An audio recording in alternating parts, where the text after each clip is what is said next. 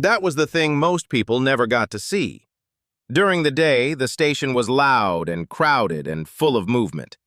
Hundreds of aliens and humans moved through its wide passages, talking, arguing, trading, rushing from one section to another. The air smelled like a dozen different worlds all mixed together. The lights were always too bright. There was always someone in a hurry and always someone in the way. But at 4 in the morning, the station breathed. That was how Calvin Reyes thought about it anyway.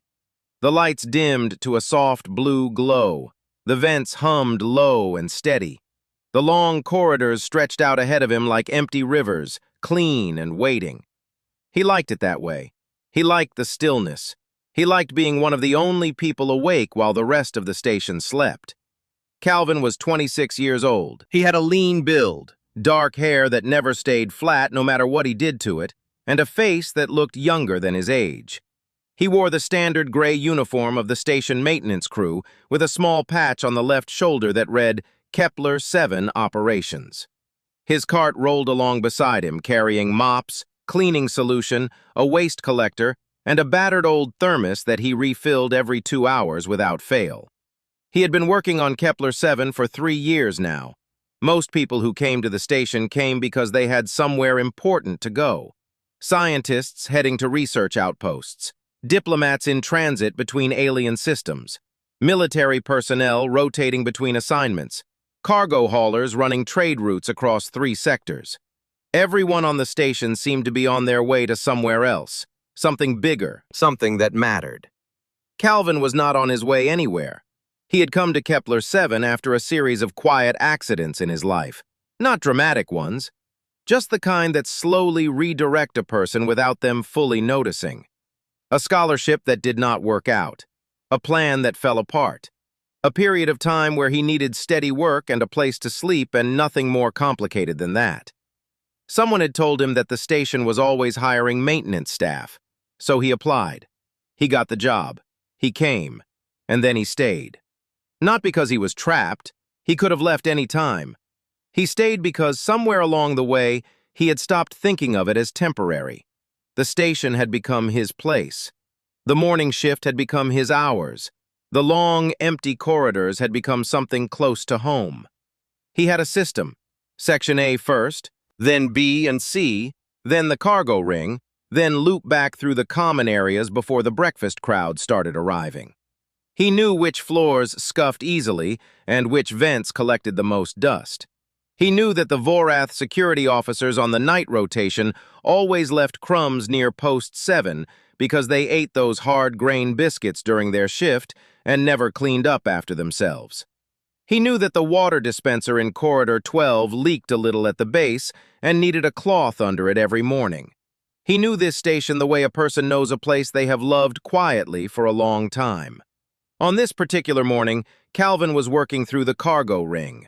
It was a long, circular section that wrapped around the outer edge of the station, used mostly for storage and freight processing. Crates and containers were stacked along the walls, tagged with shipping codes and alien writing he had learned to recognize, even if he could not always read it.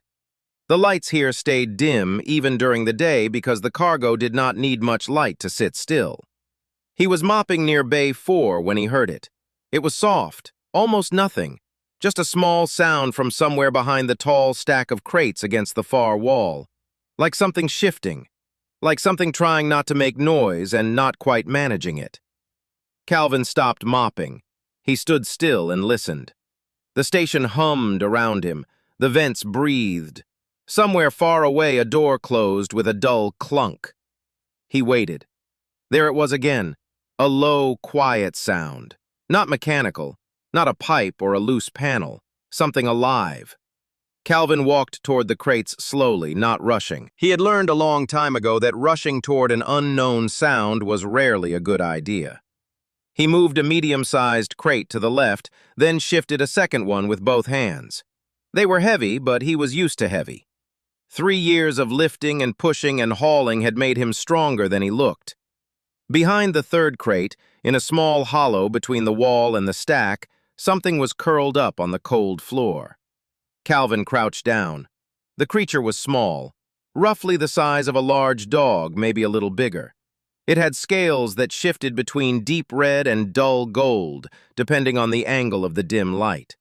Its wings were folded tight against its body, crumpled the way a wet bird holds its feathers close.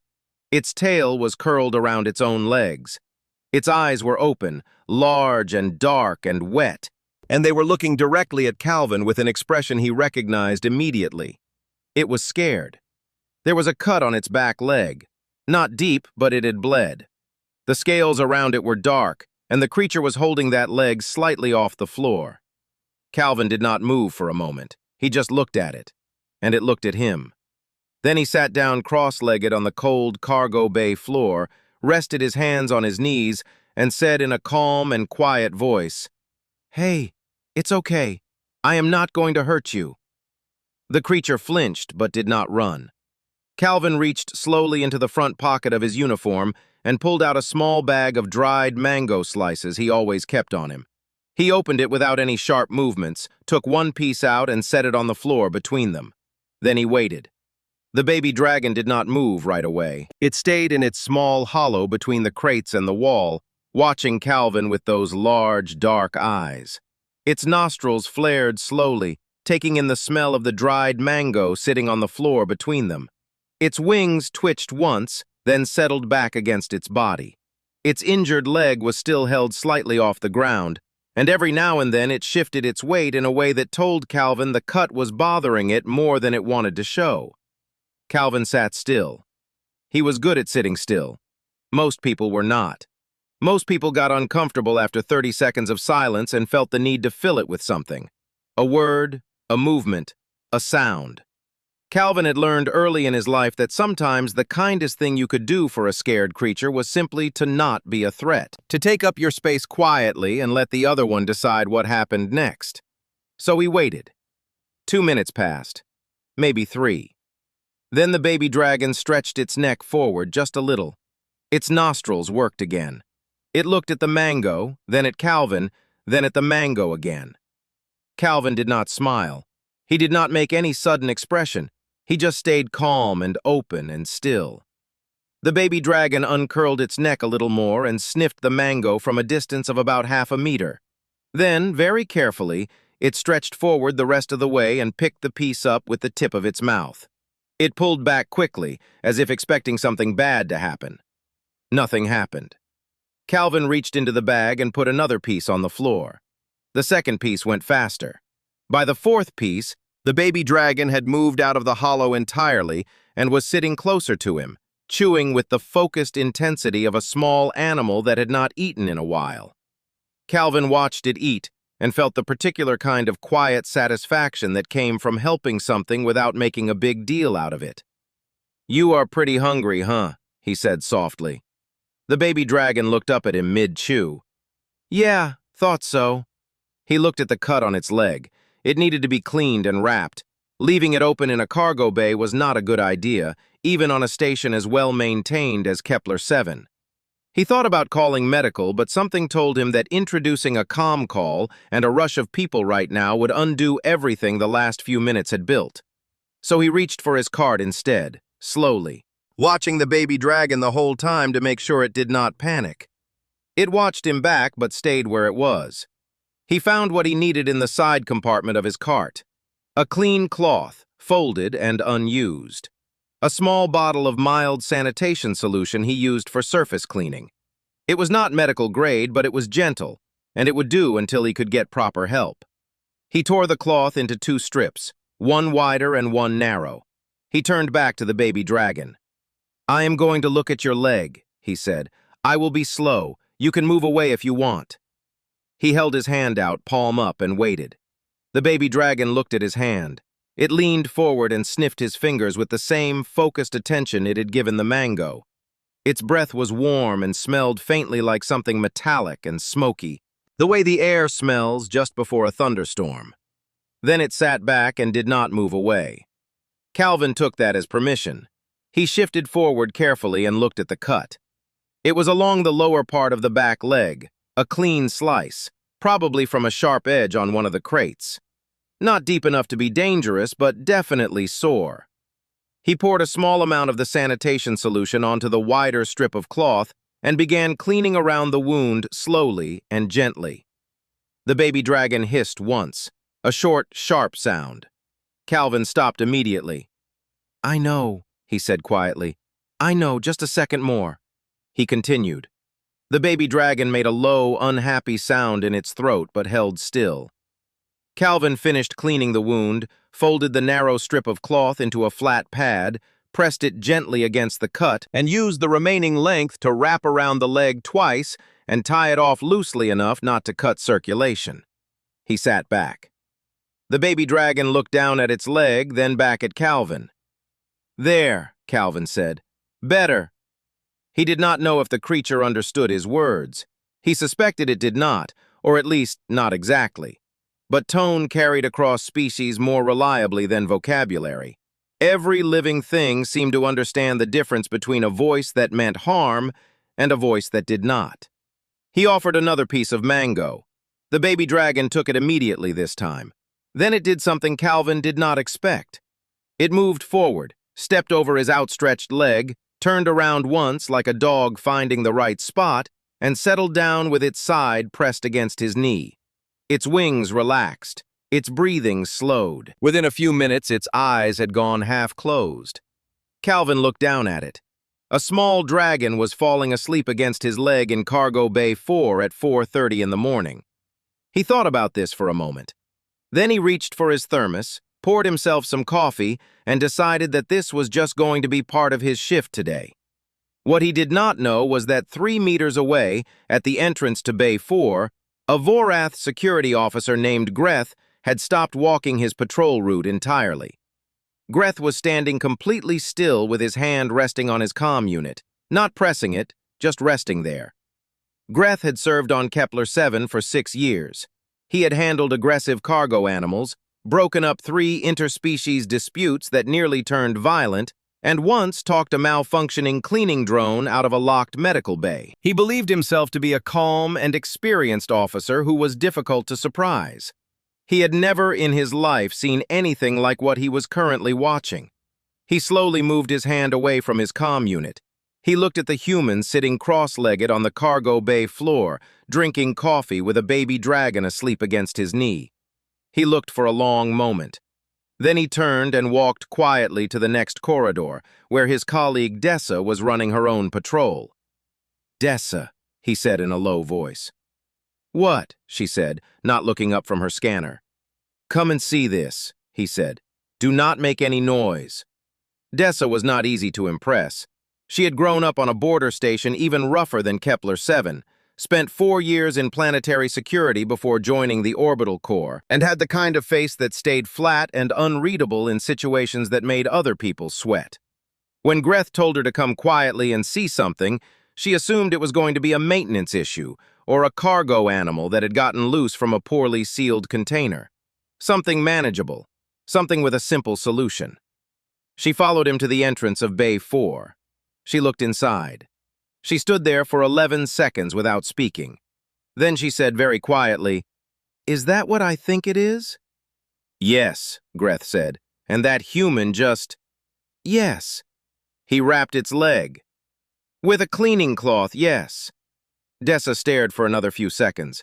Calvin had finished his coffee and was now sitting with his back against the crate behind him, his legs stretched out, the baby dragon still pressed against his side with its eyes closed, and its small chest rising and falling in slow, steady breaths. Calvin was not doing anything dramatic.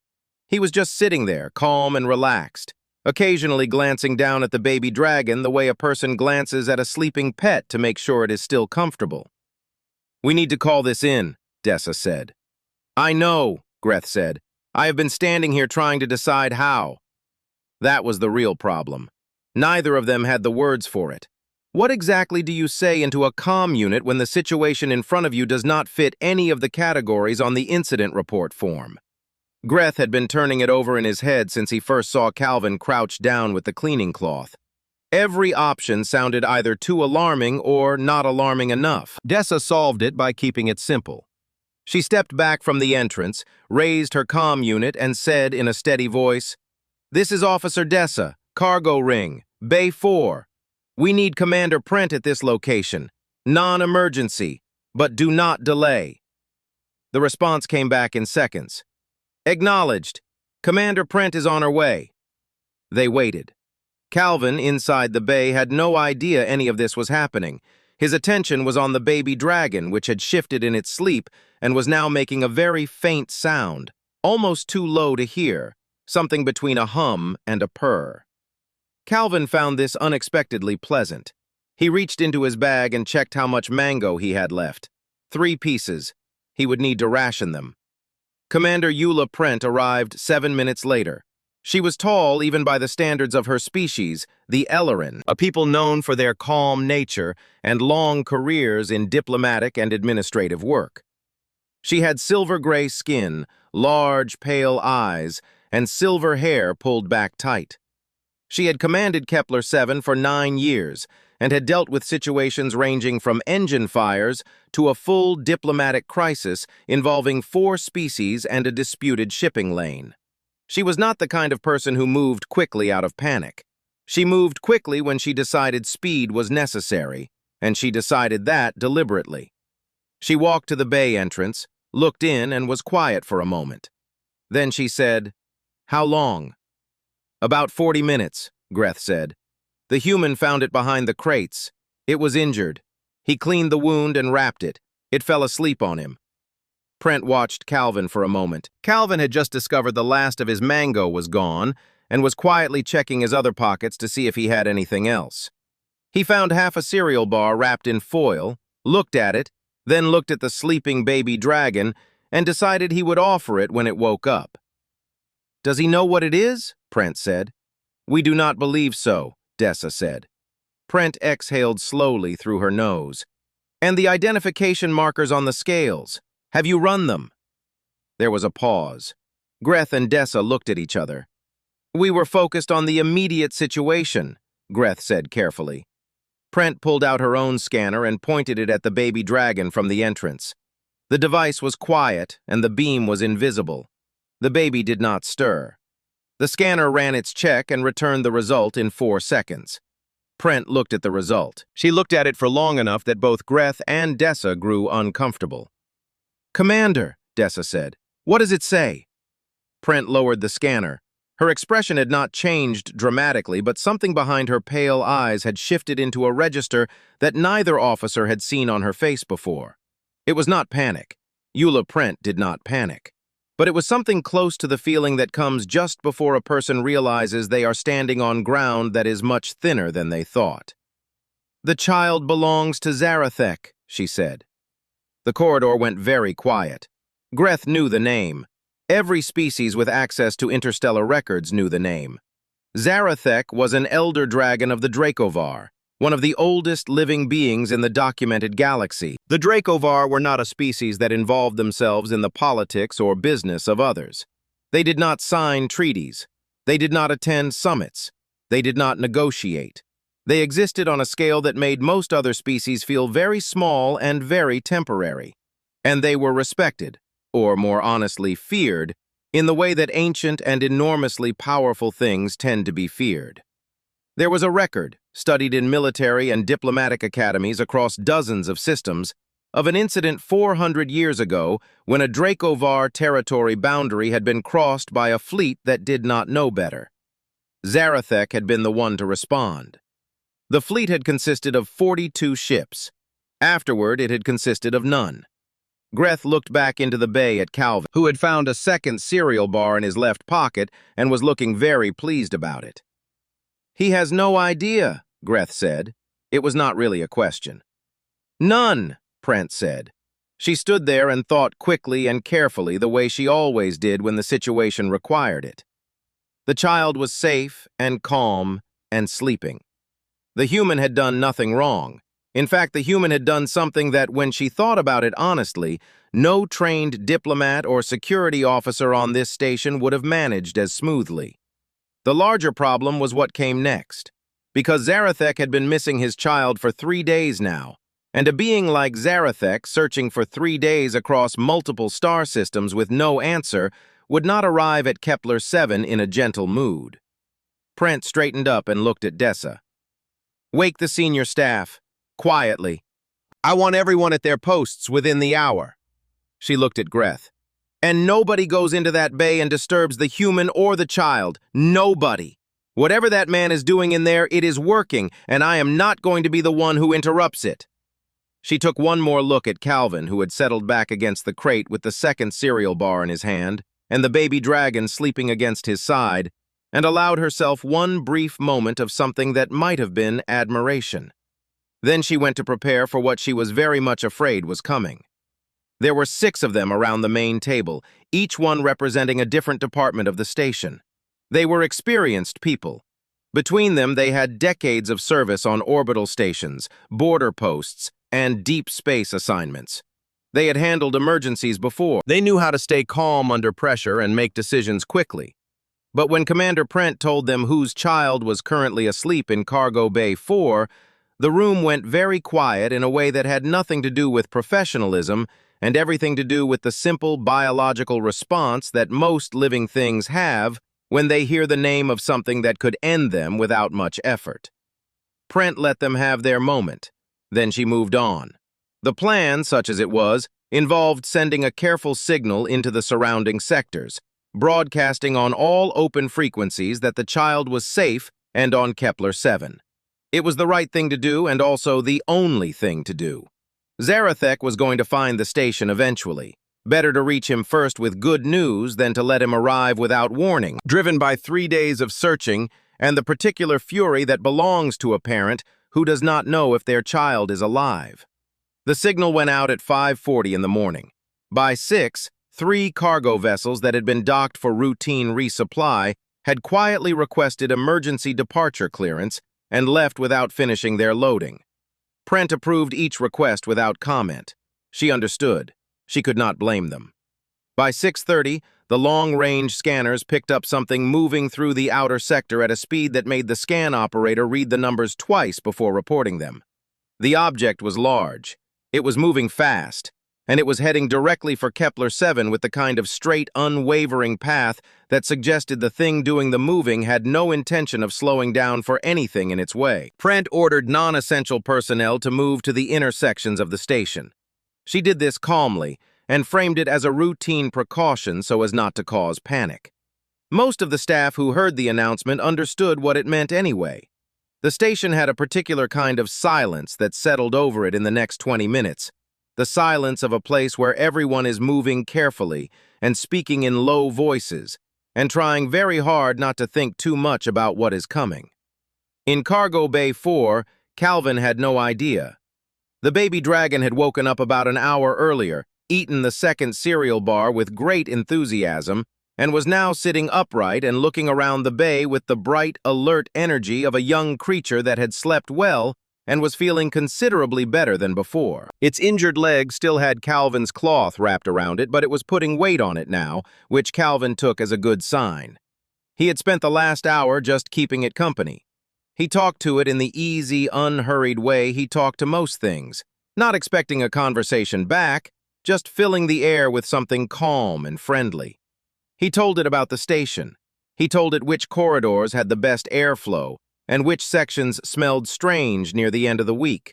He told it about the time a cargo drone had malfunctioned and followed him for an entire shift, and how it had taken him 3 hours to find the override code. The baby dragon listened to all of this with what appeared to be genuine attention. Its large, dark eyes tracked him steadily. Every now and then it made a low sound in its throat, not quite a word, but something with texture and intention behind it, as if it was participating in the conversation in its own way. Calvin had decided to call it Ember, just in his head, just because it needed a name and that one seemed to fit. He was in the middle of explaining the coffee situation on the station, specifically that the machine in Corridor 9 made a significantly better cup than the one in the common area, despite being older, when the lights in the bay flickered. Calvin looked up. The flicker lasted only a second, then the lights steadied. But there was something else now, a vibration, very low, very deep, coming up through the floor in slow, steady pulses like a distant heartbeat. Calvin put his hand flat on the ground and felt it clearly. Something very large was either landing or approaching, and whatever it was close. Ember felt it too. The baby dragon stood up straight and lifted its head and made a sound Calvin had not heard from it before. Not scared. Something else. Something brighter and more urgent. Calvin stood up slowly. He looked at Ember, then at the bay entrance, then back at Ember. He reached for his comm unit on his belt, which he had not thought to check in the last 2 hours, and saw that there were 4 missed messages from station operations and 1 direct message from Commander Prent herself, telling him to stay where he was and not to move until someone came to him. He read the message twice. He was still processing it when the whole station shuddered once, gently, the way a ship shudders when something very heavy lands on its dock. Ember made that bright, urgent sound again, louder this time, and started moving toward the bay entrance with quick, uneven steps, its wrapped leg keeping up well enough. Calvin followed without thinking, the way you follow something small that is clearly going somewhere with purpose. They came out of Bay 4 into the cargo ring corridor just as a deep sound moved through the walls of the station. Not an explosion, not an alarm. Something older than either of those things, a sound that Calvin felt in his chest before he heard it with his ears, low and resonant and vast, like the first note of something that had no end. Ember answered it with a sharp, happy cry and broke into the fastest run its small legs could manage. Calvin followed, still not entirely sure what was happening, but moving toward the docking bay because that was clearly where everything was going, and standing still had never really been something he was good at. He turned the last corner into the main docking bay entrance and stopped. The docking bay was large. It had to be to accommodate the variety of vessels that passed through Kepler 7. Calvin had walked through it hundreds of times. He knew its dimensions the way he knew every part of the station. It felt very small right now. Zarathek filled most of it. The Elder Dragon was enormous in a way that made the word enormous feel insufficient. He was dark, the deep color of space between stars, with scales that seemed to absorb the light around them rather than reflect it. His eyes were the color of molten copper, and they were currently looking at Calvin with an attention so focused and so complete that Calvin felt, for the first time in the entire morning, genuinely uncertain about what to do next. The senior staff were ranged along the far wall. Commander Prent was at the front of them, standing straight and composed, though Calvin noticed her hands were very still at her sides, in the particular way of someone who is working hard to keep them that way. Nobody was speaking. Ember crossed the bay floor at a full run, made a sound somewhere between a shriek and a laugh, and launched itself upward. Zarathek lowered his enormous head, and the baby landed on his snout and immediately began making a rapid stream of sounds, urgent and overlapping, clearly telling its father everything that had happened in the way that young creatures report things, all at once and out of order. Zarathek listened. His copper eyes moved from Ember to Calvin. Calvin was standing in the entrance to the docking bay in his gray maintenance uniform with a now empty mango bag in his pocket and a cleaning cloth torn from his supplies wrapped around the leg of the Elder Dragon's child. He had mop water on his boots. He had not slept. He was holding his thermos. He met Zarathek's gaze and did what came naturally. He gave a small, respectful nod. Then he held his hands out slightly, open, the way he had held them out to Ember that first time in the cargo bay, and said in a calm and steady voice, "I think this one is yours, sir.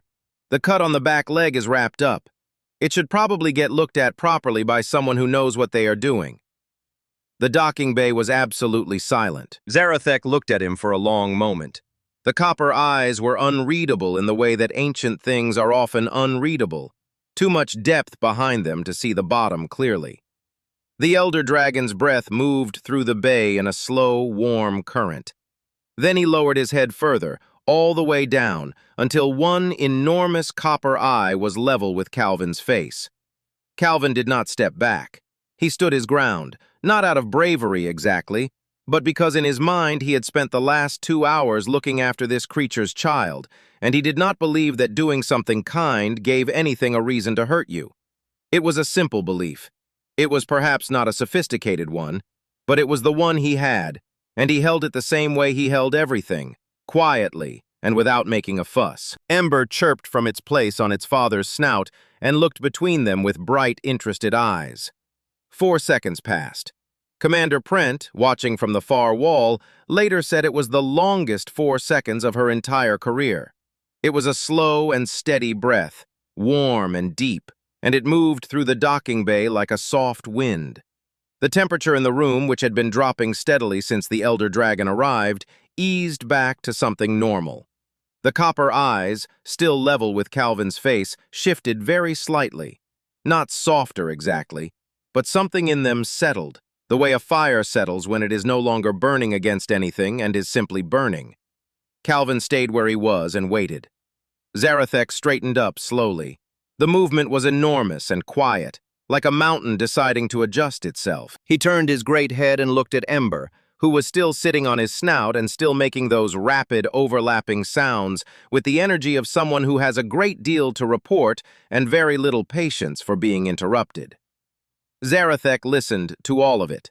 His expression, if it could be called that, was the expression of a parent listening to a child tell a long story, present and patient and paying attention. Then he looked back at Calvin one more time. He said something. It was not in any language Calvin knew. It was low and resonant, and shaped in a way that human mouths could not have made, each sound carrying a weight that seemed to press gently against the walls of the bay. It lasted about 10 seconds. Then Zarathek turned, gathered Ember carefully against his chest with one enormous foreleg, and walked back toward the outer dock. His steps were measured and unhurried. He did not look back. At the edge of the dock, where the station ended and open space began, he paused for just a moment. Then he was gone. The silence he left behind was a different kind of silence than the one that had preceded his arrival. That one had been tense, pulled tight like something about to break. This one was loose and open and stunned, the silence of people who had been braced for something terrible and were now slowly realizing it was not coming. Nobody moved for several seconds. Then Commander Prent let out a breath that she seemed to have been holding for quite some time. Around her, the senior staff did the same, each one in their own way, some closing their eyes briefly, some lowering their shoulders, one pressing a hand flat against the wall as if checking that it was still solid. Greth, who had been standing near the back of the group, looked at Dessa. Dessa looked at the empty dock where Zarathek had been. Then she looked at Calvin. Calvin was standing in the same spot he had been standing in the whole time, thermos in hand, watching the place where the Elder Dragon had disappeared with a thoughtful expression. He looked like a man trying to remember if he had left something on. Prent walked over to him. "Are you all right?" she said.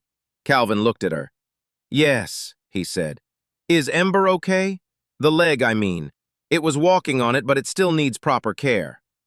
Prent looked at him for a moment. "Ember," she said.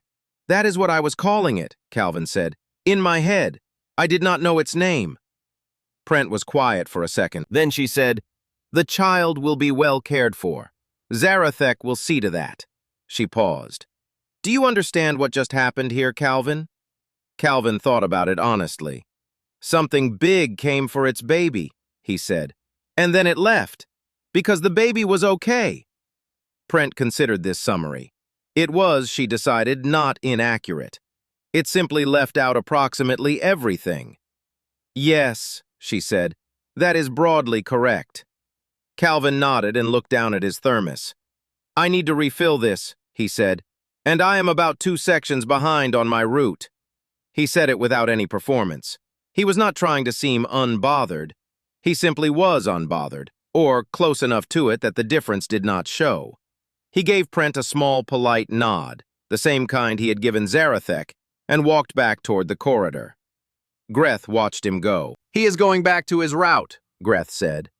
"Yes," Dessa said. "After that." "Yes." Greth thought about this for a while and did not come up with anything useful to say about it.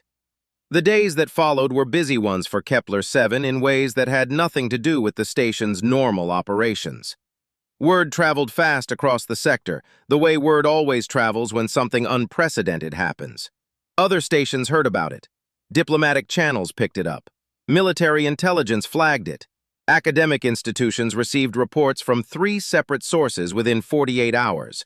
By the end of the first week, historians and diplomats who specialized in Dracovar studies were sending formal requests to Commander Prent, asking for detailed accounts of the event. Prent wrote a careful official record. She described the discovery of the child, the actions taken by maintenance crew member Calvin Reyes, the arrival of Zarathek, and the departure. She wrote it plainly and accurately, and without exaggeration, because the plain and accurate version was already remarkable enough that exaggeration would have only made it seem less believable. The part that generated the most discussion in the following months was a small thing. About 2 weeks after Zarathek left, a quiet notification came through official Dracovar channels. Not a treaty, not a formal agreement, just a notification, stating that all vessels carrying human identification codes were to be considered under protected passage within Dracovar territorial space and adjacent sectors. No explanation was given.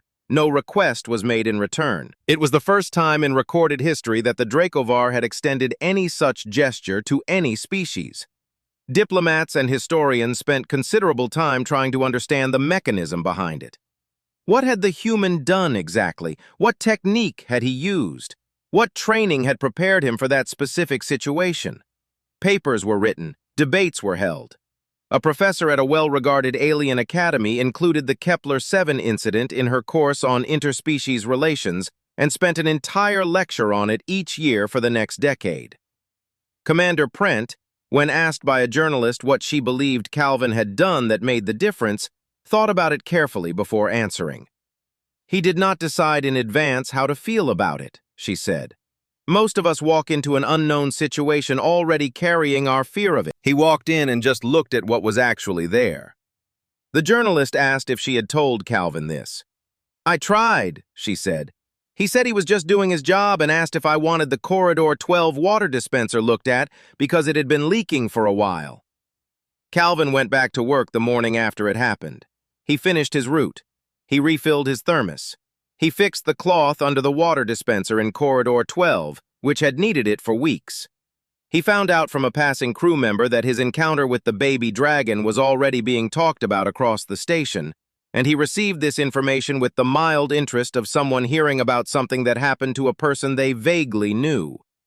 A young alien intern named Voss, who had only been on the station for a month and was still at the stage of finding everything about humans surprising, caught up with him near Section C during the afternoon shift. "Can I ask you something?" Voss said. "Sure," Calvin said, not stopping his mop. "What you did this morning, with the dragon. Everyone is saying it was the most remarkable thing they have ever seen on this station." Voss paused. "How did you do it? What was your secret?" Calvin thought about it for a moment. He kept mopping while he thought, long, steady strokes the way he always did, covering the floor evenly from wall to wall. "It was scared," Calvin said finally, "and it was hurt, so I sat with it."